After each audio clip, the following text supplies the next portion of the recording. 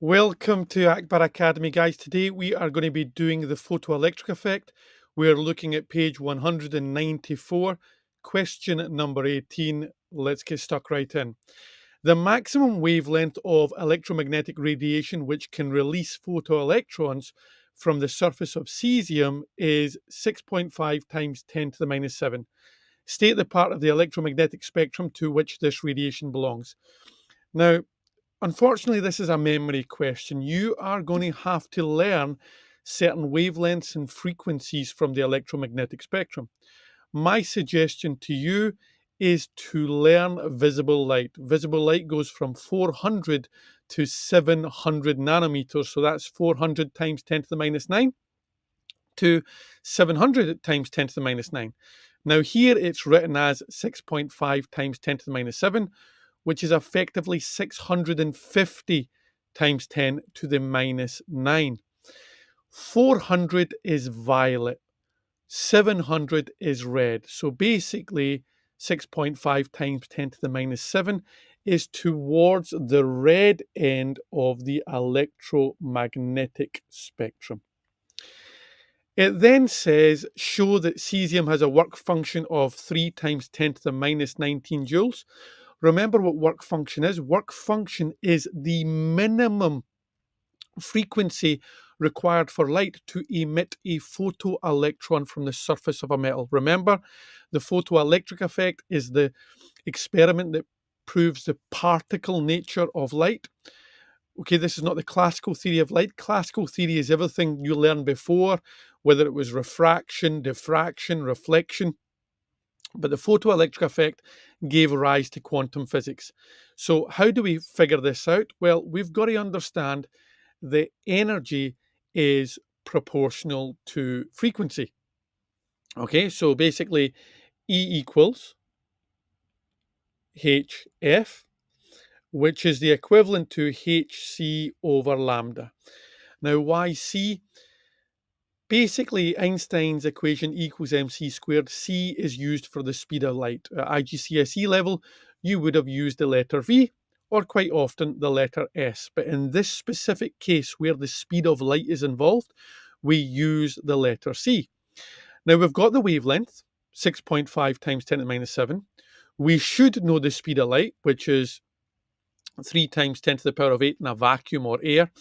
And h is Planck's constant, which is 6.63 times 10 to the minus 34. So if I plug all these numbers in, 6.63 times 10 to the minus 34 times 3 times 10 to the 8 over 6.5. Oops, let's just rub that out.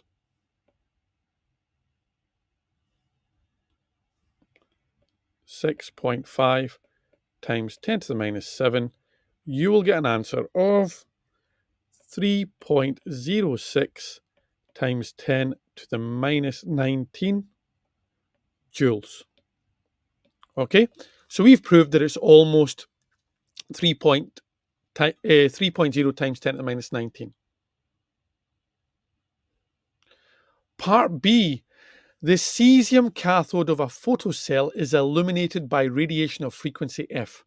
The circuit shown is used to measure the stopping potential for a range of frequencies.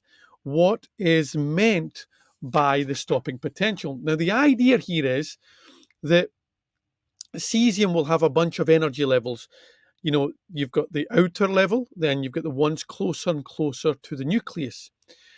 The furthest one away from the nucleus is where we normally emit photoelectrons from in terms of the work function. Basically, we want to emit the surface electrons from a metal. Now, when we give, for example, cesium its threshold frequency, it will just emit a photoelectron and no more. If we illuminate it with radiation of higher frequencies, much higher than its threshold frequency, not only will that electron escape, it will escape with kinetic energy. Because remember, energy cannot be created or destroyed. It changes from one form into another. So if I was to sketch this for you, right, let's just say I don't know how many energy levels cesium has. Should have checked that, but let's just say it has 3, right? Here's a nucleus. Here is what we call the ionization level, the dotted line. The photoelectric effect is based on ejecting an electron from the surface. If we were to give it more energy than the work function, not only would it escape, but it would escape with an additional amount of kinetic energy. So what is the stopping potential all about? Well, it's actually figuring out what the maximum kinetic energy is. So minimum potential difference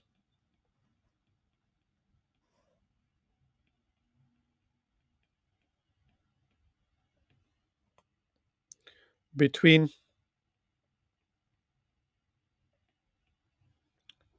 the cathode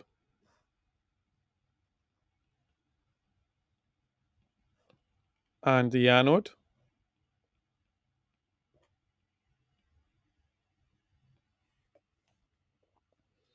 which reduces the current to 0.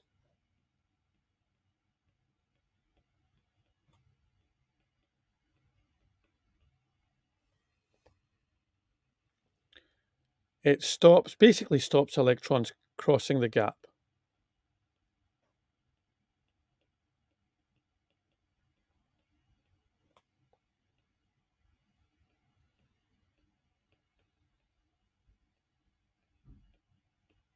Okay.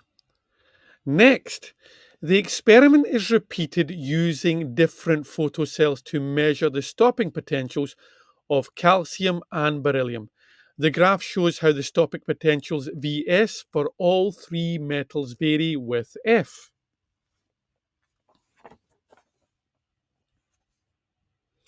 It says use the relationship HF, which is photon energy, equals EVS, which is basically the electron energy, plus the work function to explain why all 3 graphs are parallel.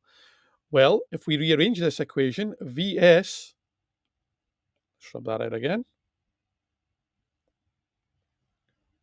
Vs equals HF over E minus phi over E, which remember phi is the work function. And basically,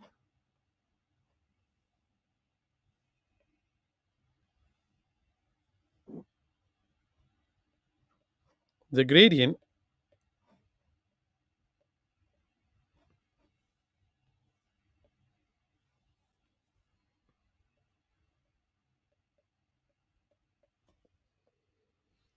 is H over E. This must be the same